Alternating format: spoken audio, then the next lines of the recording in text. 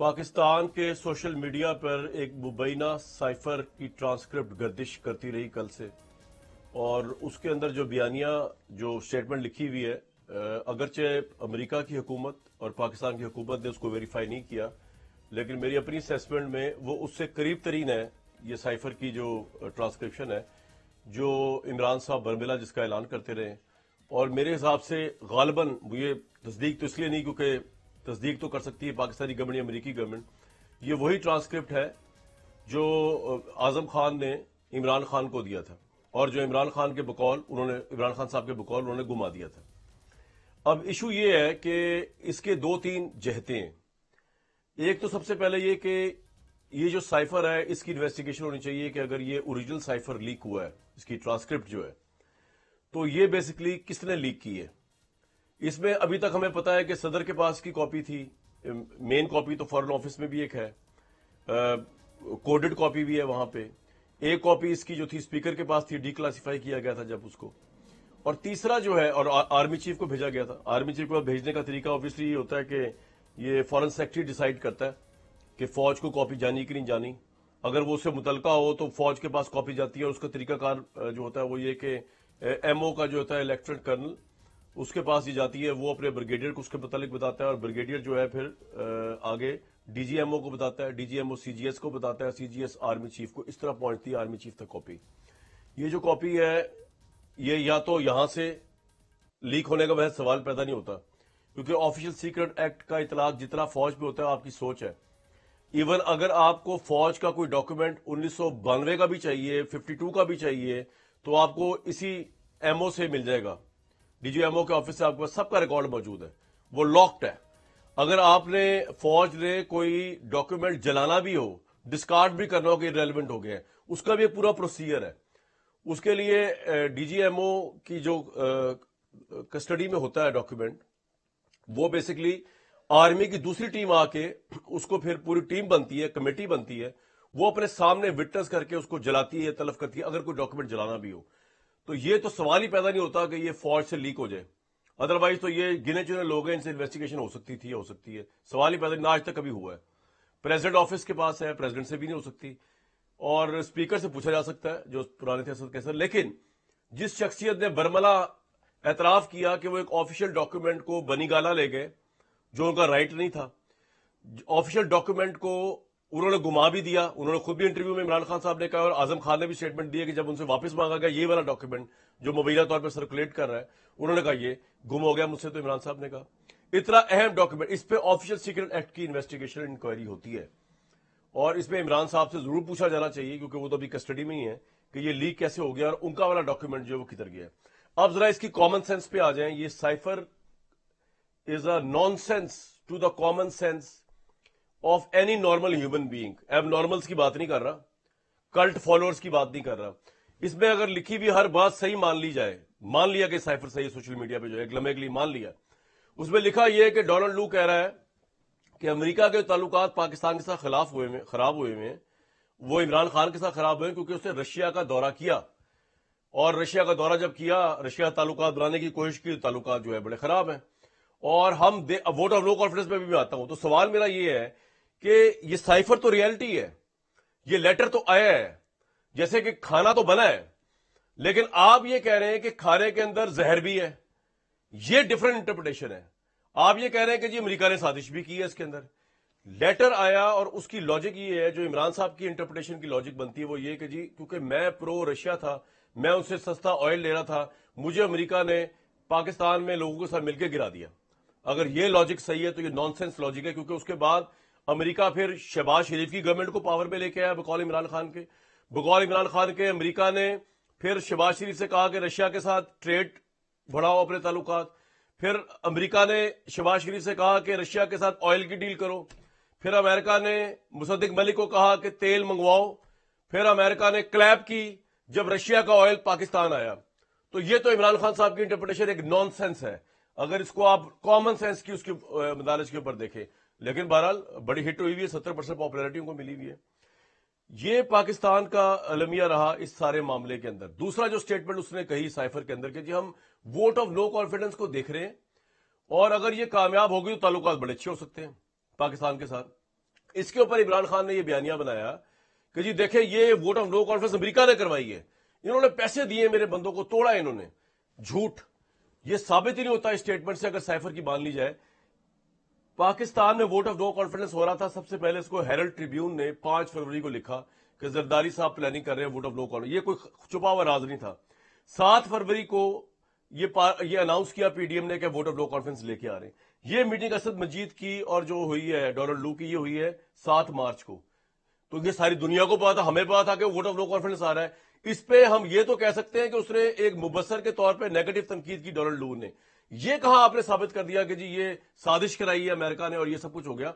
और उससे बढ़ के इमरान खान तो विड्रॉ कर चुका है, वॉइस ऑफ अमेरिका को इंटरव्यू देते हुए विड्रॉ कर चुके हैं कि जी अमेरिका का तो इसमें कोई हाथ ही नहीं था। अमेरिका से तो वो अपने अमेरिकन एम्बेसडर के पास फवाद चौधरी को भेज के माफिया तरले मांग चुके हैं। अमेरिकन कांग्रेस वुमेन को वो कह चुके हैं, जनाब ह्यूमन राइट्स, जिस बंदे ने इतनी बड़ी, जिस कंट्री ने साजिश की हो मुल्क के खिलाफ और इमरान खान की गवर्नमेंट के खिलाफ, उसके साथ इतनी पींगे बढ़ाना, ये तो फिर उनसे सवाल होना चाहिए कि आप मुहब्बे वतन है या कौन है। तो ये तमाम सवाल साइफर के हवाले से हम मानते हैं भाई साइफर आया है, ये ना कह के साइफर नहीं आया, लेकिन खाना आया है, लेकिन आप कह रहे हैं इसमें जहर मिला हुआ था, लोग मर गए इससे, ये झूठ है, ये साबित करना पड़ेगा। राना सलाउल्लाह साबिक वफाकी वजीर दाखिला मेरे साथ मौजूद हैं। राना साहब, आप जब इससे पहले इमरान खान की जेल में थे, अब इमरान खान आपकी जेल में था, कल तक अब आप वजीर थे, कल तक आज आप ऑब्वियसली आपकी गवर्नमेंट आपने खत्म कर दी है, खत्म हो गया टेन्योर उसका। मैं इमरान खान के ऊपर तो आता हूं कि उसको उनके साथ ज्यादती हो रही है या नहीं हो रही है, इंसाफ हो रहा है। पहले सर साइफर के ऊपर, इसके ऊपर अब आपकी गवर्नमेंट तो रही नहीं, गवर्नमेंट तो कोई है नहीं, तो ये आपने कहा जी ऑफिशियल सीक्रेट की कार्रवाई करनी चाहिए, ये कौन करेगा अगर करनी भी हो, और आप इमरान खान पे कुछ शुबे का इजहार कर रहे हैं कि उन्होंने लीक किया होगा। देखें, ये कार्रवाई जो है ये तो गवर्नमेंट की ही ज़िम्मेदारी है, वजारत ख़ारजा है, वजारत दाखिला है, और कोई हुकूमत अगर डिज़ोल्व हो भी जाए तो जो वजारत है वो तो कायम रहती है, और वहाँ पे लोग बैठे हैं जिनकी ये ज़िम्मेदारी है, जिनका ये इख्तियार है। देखें, मामला ये है कि एक तो इस ख़त को जो है इसका किसी तरह से भी मंजर आम पे आना, चाहे वो तरीका जो उस वक्त इमरान खान और आज़म खान और बाकी एक दो लोगों ने, असद मजीद साहब का भी बीच में ज़िक्र है, उन्होंने जो तरीक़ाकार अपनाया और जिस किस्म की गुफ्तगू उनकी थी, चाहे वो उस तरीके से आए, या ये अब अगर ये ऐसा किया गया है कि उस ख़त को बैरून मुल्क भेजा गया है या उसकी कॉपी जो है वह बैरून मुल्क भेजी गई है और उस बुनियाद के ऊपर ये स्टोरी जो है वो दी गई है, तो ये तो इंतहाई जो है वो एक यानी ऐसा अमल है कि जिसको किसी तौर पे भी कोई स्टेट जो है वो टॉलरेट नहीं कर सकती। और ये ऑफिशियल सीक्रेट एक्ट जो है उसके तहत इसकी इंक्वायरी और जो लोग ज़िम्मेदार पाए जाएं उनके ख़िलाफ़ कार्रवाई जो है ये मस्ट है, वरना तो फिर आपकी कोई चीज़ भी जो है उसका कोई तकद्दस और उसका कोई जो है वो कॉन्फिडेंशियलिटी जो है वो नहीं रहेगी। अब इसमें जो प्रेमअफशाही बात मैंने भी की है, आपने भी निगरान हुकूमत की इतनी कैपेसिटी है कि ये ऑफिशियल सीक्रेट एक्ट की कार्रवाई कर सके? जी नहीं, देखें, ऑफिशियल सीक्रेट एक्ट की इंक्वायरी जो है वो निगरान हुकूमत यानी निगरान वज़ीर आज़म ने या निगरान वज़ीर दाखिला ने तो नहीं करनी। ये जो कार्रवाई है ये हमारी इंटेलिजेंस एजेंसीज़ हैं, FIA है, वो तो मेरे होते हुए या वज़ीर आज़म या शहबाज शरीफ के होते हुए वही थी, अब भी वही है। इंक्वायरी तो उन एजेंसीज़ ने करनी है ना, तो वो इंक्वायरी करें और करने के बाद सबसे पहले तो ये मालूम करें ना कि कितना बड़ा ये जुर्म हो सकता है कि एक साबिक वज़ीर आज़म ये कहे कि मैं घर ले गया लेटर और मुझसे गुम हो गया ऑफिशियल लेटर। देखें, मैं इस बात पे यकीन नहीं करता। लेटर उसके पास है, उसने उसे वापस करने से इनकार कर दिया, और ये बहुत बड़ा जुर्म है। ये बहुत ही घटियापन है कि एक आदमी ऐसे ओहदे के ऊपर जो है वो बैठा हो और वहाँ पे जो है वो कौमी राज उसके सामने खुलें और उन राज़ों को वो अपने ज़ाती मकासद की खातिर बयान करे। इससे कोई और ज़्यादा घटिया बात हो नहीं सकती। और फिर ऐसा करे कि कोई कॉन्फिडेंशियल जो डॉक्यूमेंट या इन्फॉर्मेशन है उसे वो अपने पास रख ले, और उस क्लासिफाइड डॉक्यूमेंट को जो है वो अपना जो है वो समझ के तो उसको जो है वो अपने पास रख ले और कह दे कि जी मुझसे गुम हो गया। ये गुम नहीं हो सकता, इतनी अहम चीज़ कैसे गुम हो सकती है? ये गुम नहीं हुआ, ये उसके पास है। और उसने इसको क्यों रखा? उसने इसीलिए रखा कि मैं किसी वक्त इसको जो है वो अपने ज़ाती मफाद के लिए इस्तेमाल करूँगा, और वो उसने अपने तौर पे अपने ताई तो उन्होंने ये ज़ाती तौर पे लेकिन राणा उसका साहब, इस्तेमाल किया मैंने है। अभी आपको शुरू में ये जो लीक इंटरप्रिटेशन हुआ बताई है, है, स्टोरी बनी ये है, एक ये बकवास उसी ने बनवाई इंटरप्रिटेशन है। है कि अगर ये साइफर सही भी है ये it makes no sense, it makes no sense to me. मैंने आपको शुरू में गुजारिशात दी है, मतलब ये रख भी लें तो क्या है, it doesn't make any sense. नहीं देखें, वो अब एक यानी डॉक्यूमेंट है, वो क्लासीफाइड डॉक्यूमेंट है, वो कॉन्फिडेंशियल डॉक्यूमेंट है, उसको आप सामने रखें, सामने रख के फिर उसके ऊपर एक आप गलत तबसरा, एक गलत स्टोरी बनाएं, तो वो फिर कुछ ना कुछ लोग जो हैं वो बिलीव कर लेते हैं। लेकिन बुनियाद उसकी क्या है? वो डॉक्यूमेंट है। वो डॉक्यूमेंट अगर आप सामने ना रखें या उसको ना लहराएं तो फिर वो बात तो आपकी नहीं बन सकती। तो आप अपनी बात को बनाने के लिए एक ऐसा डॉक्यूमेंट जो कि कौमी राज है, जो कॉन्फिडेंशियल है, क्लासिफाइड डॉक्यूमेंट है, उसको आप इस्तेमाल करते हैं, तो उसी के लिए ऐसी हरकत की रुकावट के लिए ही ऑफिशियल सीक्रेट एक्ट बना है। तो फिर से उसके तहत कार्रवाई होनी चाहिए, और उस कार्रवाई के नतीजे में सबसे पहला ध्यान जो प्राइमाफाई जिसके ऊपर आपको जाता याद है होगा वो इमरान खान साहब हैं, कि और गवाह जो हैं वो आजम खान साहब हैं।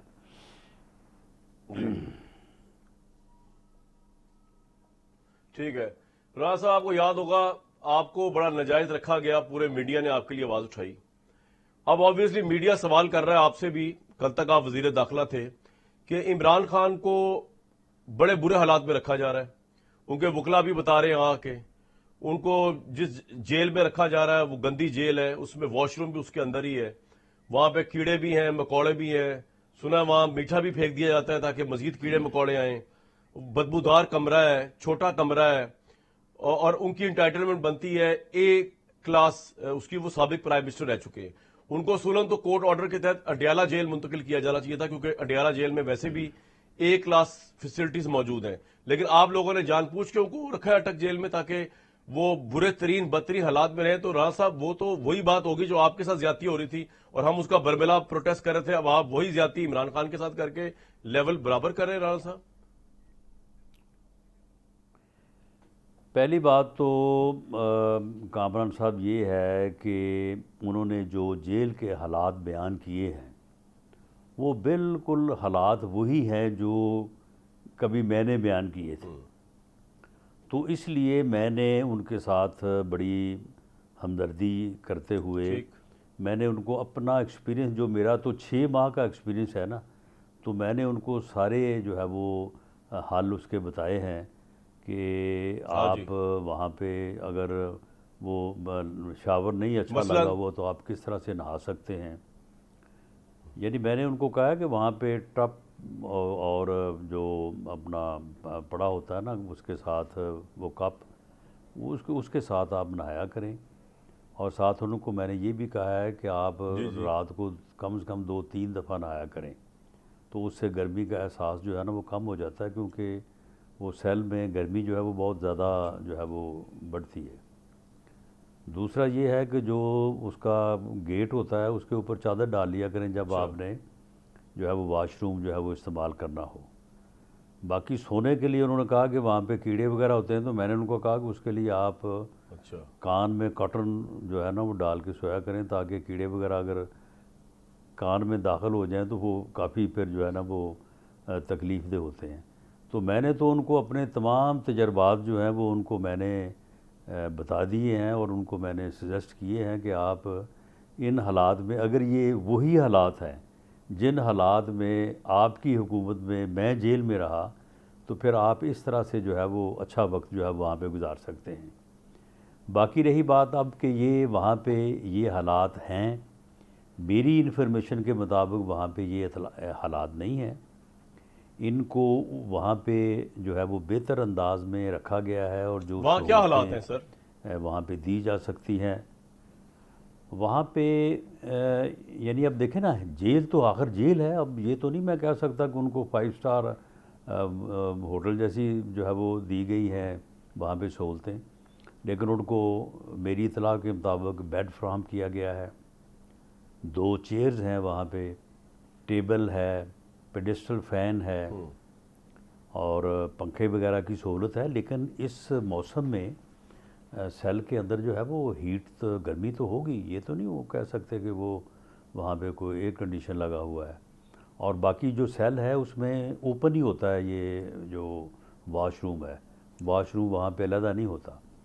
तो बहरहाल उनको ये सहूलतें दी गई हैं और इसमें ये कहना गलत है कि कोई हमारी तरफ से कोई इस किस्म का कोई जो है वो कोई रवैया रखा गया है या को कहा गया है।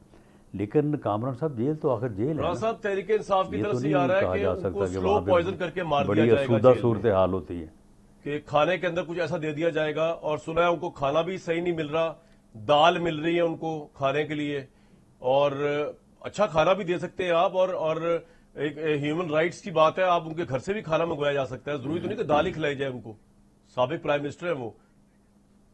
देखिए देखिए पहली बात तो ये है कि अदालत में उन्होंने दरख्वास्त दी है।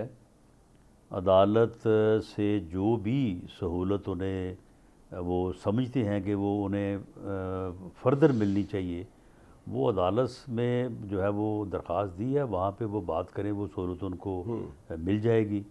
घर का खाना भी जो है वो अदालत से उनको इजाज़त लेनी पड़ेगी या सुपरिटेंडेंट भी वक्ती तौर पे आर्जी तौर पे इजाज़त दे सकते हैं।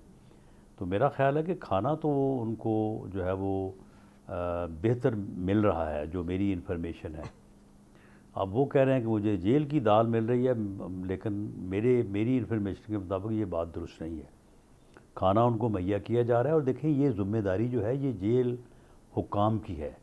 सुपरिटेंडेंट और बाकी लोग वहाँ पे जो ज़िम्मेदार हैं, कोई बंदा ये रिस्क नहीं लेगा कि वो वहाँ पे कोई ऐसी सर हरकत लेकिन करे वो और जिसकी आपके बुनियाद के ऊपर अंडर ही वहाँ रहे पे होंगे कोई ना नुकसान वजारत हो, दाखिला के कल तो तक। जिम्मेदारी तो फिर उसके ऊपर आनी है किस ना। तरह का खाना मिल रहा है थोड़ा बताएं। अगर दाल नहीं मिल रही तो क्या मिल रहा है? इमरान साहब तो खुश खुराक है, अच्छा खाना खाने वाले हैं, तो कम से कम मीडियोकर खाना तो मिले ना उनको। नहीं, खाना उनको ठीक मिल रहा है।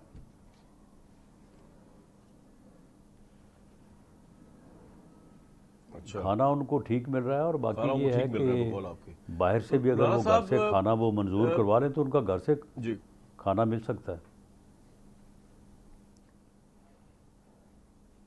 ये अडयाला जेल उनको मुंतकिल ना करने की वजह यही थी कि अडयाला जेल में एसी वगैरह लगा हुआ है फर्स्ट क्लास के लिए, वहां पे 2 कमरे भी होते हैं, साथ किचन भी होता है, साथ 2 मुशक्की भी मिलते हैं। इस वजह से अडयाला जेल में आप लोगों ने मुंतकिल नहीं किया। तो राणा साहब, ये तो फिर बड़ी रिवेंजफुल पॉलिटिक्स लगेगी ना, क्योंकि आपके साथ तो बड़ी ज्यादती हुई है। आप तो नहीं चाहेंगे कि आप भी किसी के साथ वही ज्यादती करें राणा साहब? नहीं नहीं, बिल्कुल हम इस तरह की कोई ज़्यादती नहीं कर रहे। और अडयाला जेल में भी शाह महमूद कुरैशी साहब भी रह के हैं। ये सहूलतें जो आप अटक जेल की बात कर रहे हैं, तो अटक जेल में शाह महमूद कुरैशी साहब भी रह के आए हैं, वहाँ पे भी ये चीज़ें मौजूद हैं और वो चीज़ें उनको सारी जो है वो मुहैया की गई हैं। अडयाला जेल में सिर्फ सिक्योरिटी नुक्ता नज़र से जो है वो उनको अटक जेल में मुंतकिल किया। जो चीज़ें अडयाला जेल में मुहैया हो सकती हैं वहीं वहाँ पे भी हो सकती हैं। और ये जिन चीज़ों का आपने जिक्र किया वहाँ पे उनको ये हासिल हैं।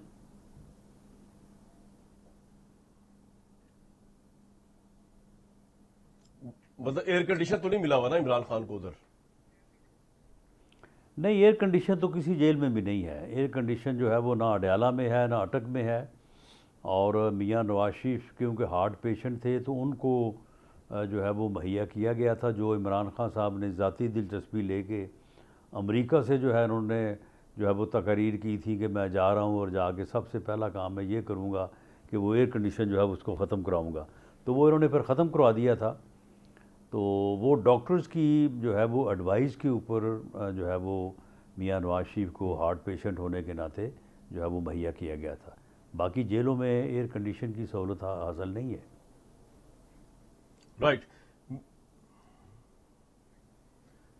एक ब्रेक लूंगा मैं। राना सरोवर साहब से बातचीत जारी है। सवाल ये है कि अब तो इमरान खान भी नहीं रहे सियासत में, फिलहाल कन्विक्ट हो चुके हैं, लेकिन आम तासुर ये है कि क्योंकि मरदमशुमारी के रिजल्ट जल्दी नोटिफाई नहीं किए इस हुकूमत ने, और ये चाहती थी कि फौरी इलेक्शन न हो, अभी भी तहरीक इंसाफ का या चेयरमैन पीटीआई का खौफ है पीडीएम के दिलो दिमाग में, इसलिए निगरान सेटअप को भी प्रोलॉन्ग करेंगे ताकि इमरान खान थोड़ा और गायब हो जाए और थोड़ा और उनका लोगों का सेंटीमेंट गुम हो जाए। लेकिन सवाल फिर यह भी है कि जेल में रख के कहने वाले ये कहते हैं कि तारीख ने बताया कि किसी की पॉपुलरिटी आप खत्म नहीं कर सके, जैसे कि नवाज शरीफ साहब जेल में रह के भी पंजाब में मेजोरिटी सीटें उन्होंने जीती थी, पंजाब जेल में रह के भी वो अपने हलकों के अंदर पॉपुलर थे। तो फिर अगर यही सियासत दोबारा रिपीट होने जा रही है तो राणा साहब हमें जरा रहनुमाई करें कि इसका क्या फायदा इस मुल्क को होना है और क्या फायदा डेमोक्रेसी को होना है। एक ब्रेक के बाद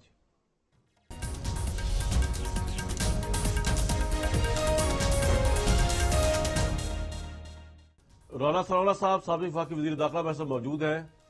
वो बता रहे थे कि इमरान खान साहब को उन्होंने क्या टिप्स दी हैं कि जेल में अगर नामुसाइद हालात हो तो कैसे रहना चाहिए। वो राणा साहब अपने तजर्बे की बेस पे कह रहे थे, जब वो इमरान खान के कैदी थे तो ये सब कुछ करते थे। अगर कीड़े हों तो वो कह रहे थे कि कान के अंदर रुई डाल लें, राणा साहब का मशवरा था, और प्राइवेसी चाहिए तो कपड़ा लटका लें, और गर्मी बहुत है तो रात को 2-3 दफा नहाया करें, प्रॉपर शावर अगर ना हो तो ऑब्वियसली वो टब और जो बाल्टी है उससे नहा लिया करें। ये उन्होंने मशवरे दिए उनको। राणा साहब अब जरा आ जाते हैं, ये तो मशवरे आपने दे दिए, ये मुझे बताएं जरा, समझाएं कौम को कि आपकी ये मरदमशुमारी 30 अप्रैल पे कंप्लीट हो गई थी, मई के एंड में इसके रिजल्ट्स आ चुके थे, आप लोगों ने इसको फिर भी नोटिफाई नहीं किया, उसको लेट करते रहे से परसेप्शन जो भर रहा है कि आप लोगों पे पाकिस्तान तहरीक इंसाफ का लर्जा तारी है, आप चाहते ही नहीं कि इस साल इलेक्शन हो। नहीं कामरान साहब, ये जो सेंसस है मरदमशुमारी, ये सिर्फ मरदमशुमारी नहीं है, आपके मुल्क के जो वसाइल हैं उनकी तकसीम की बुनियाद है। तमाम जो मामलात हैं वो इसी यानी मरदमशुमारी या पॉपुलेशन की बुनियाद के ऊपर जो है वो हल होते हैं। तो ये एक बहुत बुनियादी चीज़ है, ये कोई सिर्फ वोट के लिए या इलेक्शन के लिए सिर्फ मामला नहीं है।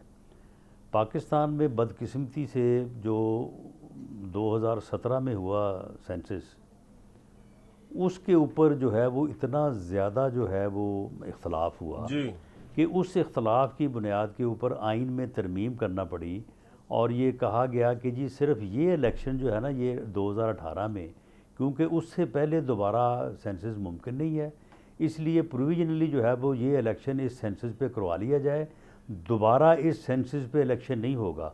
उससे पहले जो है वो इलेक्शन इस साल भी क्या और आगे भी लंबे होते नजर आ रहे हैं कि होंगे नहीं अभी, मतलब ये निगरान सेटअप लग रहा है कि लंबा ही जाएगा, ये बात सही है?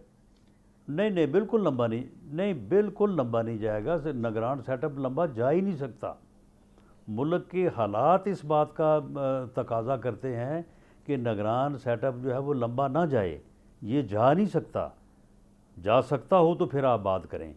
मामला ये है कि यहाँ पे एक ऐसी गवर्नमेंट जिसके पास लोगों का मैंडेट हो, जिसके पास एक टेन्योर हो, वही इस मुल्क को जो है वो इस बहरान से निकाल सकती है।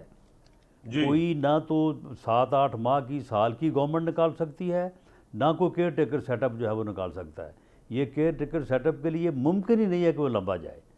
तो ये जो सेंसस है इसकी बुनियाद के ऊपर जो है वो साहब ये इलेक्शन इसलिए डिले हो रहा था। ये बता देना, आप ये जानते हैं सेंसस सियासी तौर पे आपको जेल में रख के आपकी पॉपुलैरिटी कम नहीं हो सकी, नवाज शरीफ साहब को रख के उनकी पॉपुलैरिटी कम नहीं हो सकी, तो इमरान खान को जेल में रख के आपको लगता नहीं कि आपने मजीद उसको विक्टिम और हीरो बना दिया उनके अपने लोगों के बीच में? लोग मजीद रिएक्शन नहीं होकर तहरीक इंसाफ वाले वोट देंगे उनके हक में। देखें, आप एक्सपीरियंस कर लें और बल्कि तजिया कर लें, और आपको करना चाहिए, और इसके ऊपर आप बाकायदा प्रोग्राम करें किसी दिन, और अगर आपने मुनासिब समझा तो मैं भी आपके साथ बैठने को तैयार हूँ कि ये पॉपुलैरिटी जो है ना ये तो रहती है, आप तो हमारे साथ साथ हैं। इलेक्टेबिलिटी नहीं रहती। यानी पॉपुलैरिटी जो है वो रहती है, और पॉपुलैरिटी को ये क्या आपने फर्क है जो दो कहा चीजों कि में? फ़र्क नहीं पड़ता या बढ़ जाती है, ये दोनों चीज़ों में बड़ा फ़र्क है कि इलेक्टेबिलिटी जो है वो नहीं रहती। और आप जब जब भी कोई इस किस्म के हालात मुल्क में पैदा हुए हैं, जब हमारे ख़िलाफ़ हुए हैं, तो हमने जो है वो फिर जो हमारी सूबाई असम्बली में 1997 के इलेक्शन में देख लें कि PMLN की क्या पोजीशन थी, पंजाब असम्बली में क्या पोजीशन थी उसकी मरकज़ में, और उसके बाद जो नेक्स्ट इलेक्शन हुआ तो शायद पॉपुलैरिटी तो हमारी बड़ी हो, लेकिन उसके बाद इलेक्टेबिलिटी जो है राणा साहब, वो तो डैमेज उस हुई, जमाने की क्योंकि ऐसे स्टैब्लिशमेंट हालात ने में मैनेज किया इलेक्शन आपके खिलाफ। तो आप ये कह रहे हैं कि खुदा खास्ता दोबारा आप इलेक्शन मैनेज होगा कि पॉपुलैरिटी जिसकी भी हो, लेकिन अगर आप हक में स्टैब्लिशमेंट होगी तो आपके हक में मैनेज हो जाएगा, आप ये आर्गुमेंट दे रहे हैं सर? नहीं, देखें, मामला ये है कि इमरान खान साहब ने इस मुल्क में जो है वो सियासत की जो बुनियाद रखी है कि मैं अपने मुखालफ के साथ बात नहीं करूँगा। मुखालफ से मुराद ये है कि सियासी मुखालफ, जिसके साथ उसकी सियासी मुखालफत है, जो उसके सियासी मुखालफ है, मैं उनके साथ बात नहीं करूँगा। मैं उनके साथ बैठने से पहले बेहतर है कि मैं मर जाऊँ। मैं इन सब को जो है वो जेलों में डालूँगा। मैं किसी को छोड़ूंगा नहीं। मैं किसी को जो है वो ये सारे चोर हैं, ये सारे डाकू हैं।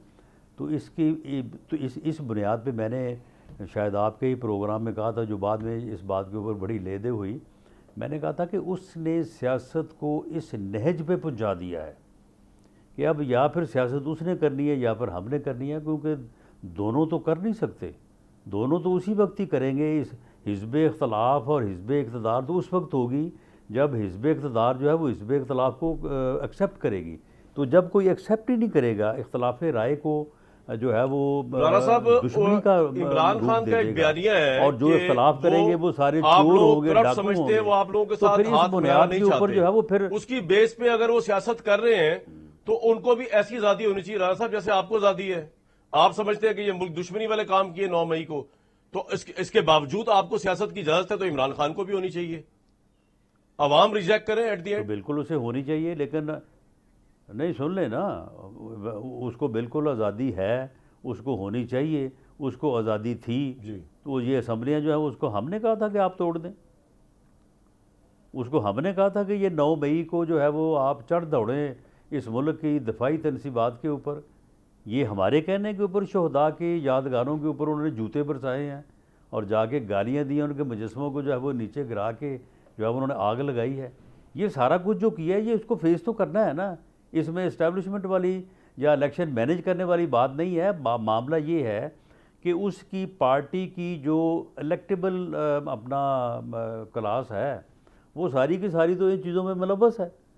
वो ये फेस करेंगे या वो इलेक्शन लड़ेंगे, और जब वो लोग नहीं होंगे वो तो तो कह रहे हैं कि इसके मैं ऊपर किसी बिल्कुल खंबे को भी वाज़ेह अगर हूँ खड़ा और कर इसके दूंगा तो ऊपर इलेक्शन जीत आप जाएंगे। जब चाहें इलेक्टेबल कॉन्सेप्ट बैठ कह रहे मैंने के खत्म कर आप दिए। इसके ऊपर तजिया कर लें। ये जो है इसकी इलेक्टेबिलिटी जो है ये बिल्कुल डैमेज हो चुकी है, और जब भी इलेक्शन होंगे रिजल्ट आपके सामने होगा।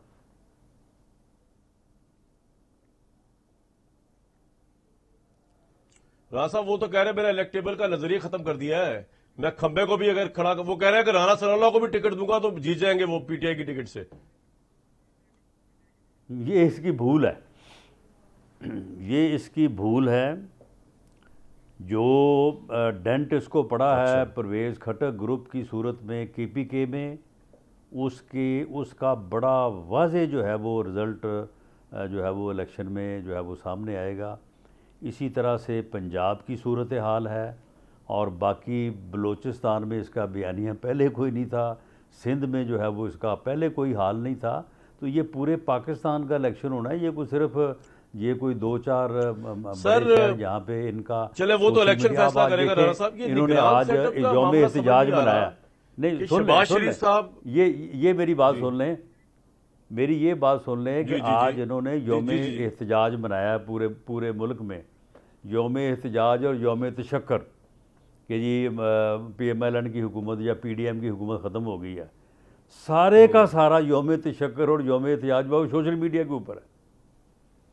यानी ज़मीन पे ऑन ग्राउंड कुछ भी नहीं है, और सोशल मीडिया में इस तरह से है कि जिस तरह से इनका एहतजाज ही एहतजाज है और तशक्कर ही तशक्कर है।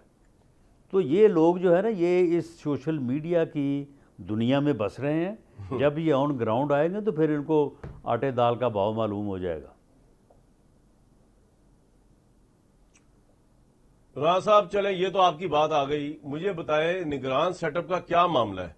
यानी कि पूरी पीडीएम एक पेज पे, इमरान खान ऑपोजिशन लीडर नहीं है, जो ऑपोजिशन लीडर है राजा रियाज, उनको आप लोगों ने वैसे कमिट किया हुआ है। नून लीग की जो सीट है एक और राणा साहब की, वो जिनकी डेथ हो चुकी हुई है, उस जगह पे उनको आपने एमएनए का इलेक्शन लड़ाना है। उनके पास तो बहुत से लोगों के नजदीक कोई क्रेडिबिलिटी है ही नहीं कि वो लड़ सके शहबाज शरीफ साहब से कि जी नहीं ये उम्मीदवार रखना है। तो इतना देर क्यों है? क्या 14 अगस्त तक शहबाज शरीफ साहब प्राइम मिनिस्टर रहना चाहते हैं तकरीबात के लिए, और तय सब हो चुका है कौन है, लेकिन वो रोक रहे हैं उसको। लेकिन और क्या वजह है? कंफ्यूजन क्या रहा? साहब कोई नाम तो हमें तो बताएं, कौन सा नाम फाइनल होने के करीब है? आप तो बड़े क्लोज सर्कल में हैं पीएमएलएन के। देखें कामरान साहब, मामला ये है कि ये 13 जमातों का इत्तेहाद है। अपोजिशन जो है वो इसके अलावा है। 13 जमातों का इत्तेहाद है जी, और 26 तजावीज़ हैं। हर बंदे की जो है वो 2-2, 3-3 तजावीज़ हैं। बलूचिस्तान वाले चाहते हैं कि बलूचिस्तान से होना चाहिए वज़ीर आज़म। केपीके के लोगों की मर्ज़ी है कि केपीके से होना चाहिए। सिंध भी चाहता है कि वहाँ से वज़ीर आज़म के टेकर होना चाहिए। तो मामला ये है कि ये 13 जमातों का इत्तेहाद है और सभी की जो है वो 2-2, 3-3 तजावीज़ हैं। इन सब का किसी एक अपना जो है यानी कैंडिडेट पे या 3 कैंडिडेट पे इनको मुत्तफ़िक करना जो है, ये कोई इतना आसान नहीं है।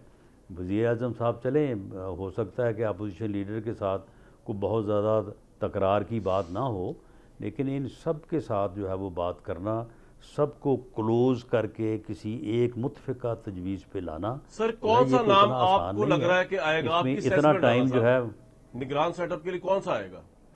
देखिए कौन सा करीब तरीन लग रहा है? मेरी असेसमेंट तो 2-3 कुछ तो बताया ना यार। हाँ, 2-3 बंदों में जो डिस्कस हो रहे हैं उसमें मेरी अपनी असेसमेंट तो है।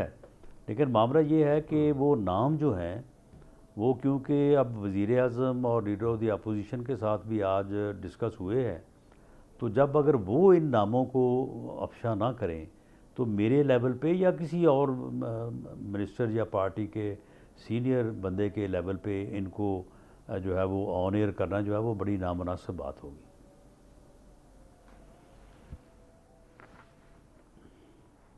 राणा साहब, नवाज शरीफ साहब आ रहे हैं या बंदयाल साहब के जाने के बाद आएंगे? देखिए, बंदयाल साहब के जाने या पहले की बात तो मैं नहीं करता, लेकिन इलेक्शन जो होने जा रहा है, जो कि इंशाअल्लाह ताला होगा, और इसमें कोई जो डिले की बात हो रही है, कोई साल की, कोई 2 साल की बात कर रहा है, इंशाअल्लाह ताला ये इलेक्शन जो है ये नेक्स्ट फरवरी मार्च से पहले होंगे इंशाअल्लाह। जो सेनेट का इलेक्शन मार्च में होने जा रहा है, और ये सेंसस जो एक इत्तफाक़ राय हो गया है पूरी कौम का, ये बड़ी ब्लेसिंग है। और इसकी बुनियाद के ऊपर हल्का बंदी जो है, कोई ज़रूरी नहीं है कि वो 120 दिनों 4 माह में हो, वो ज़रा उससे पहले तो भी मियाँ साहब कब आ रहे हैं? वो सर, 2-2.5 वो तो हो गया फरवरी माह मार्च में इलेक्शन आप में कह भी रहे हो हो जाएगा। सकती है।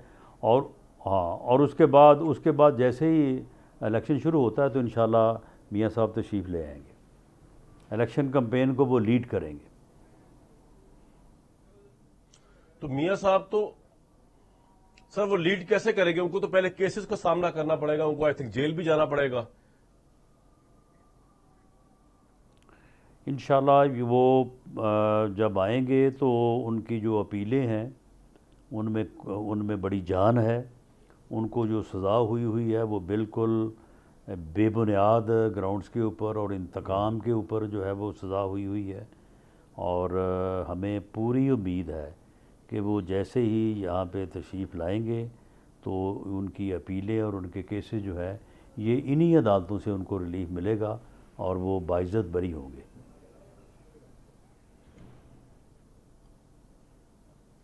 एक ब्रेक लूंगा, उसके बाद जानना चाहूंगा राणा साहब से कि ऐसा कौन सा वो बयानिया या नारा होगा नून लीग का आपकी दफा जो तमाम मुखालफिन को पिछाड़ दे, तहरीक इंसाफ को पिछाड़ दे और उनको डिस्टिंग्विश और पावरफुल पोजीशन में लिया इलेक्शन की। एक ब्रेक के बाद जी मिलते हैं।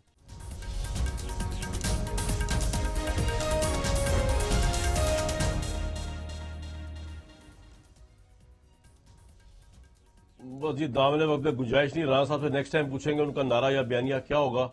मुझे दीजिए नेक्स्ट वीक तक के लिए इजाजत।